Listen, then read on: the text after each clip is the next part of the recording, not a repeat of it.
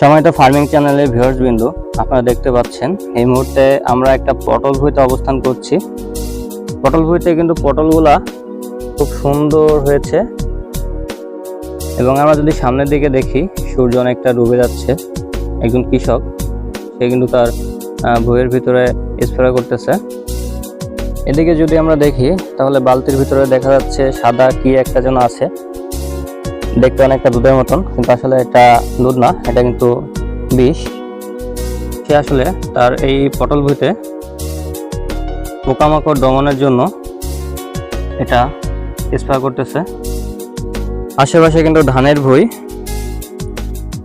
থেকে কারেন্ট পোকা অনেক সময় পটলে আক্রমণ করে, সে আক্রমণ ঠেকানোর জন্য আসলে স্প্রেটা করা।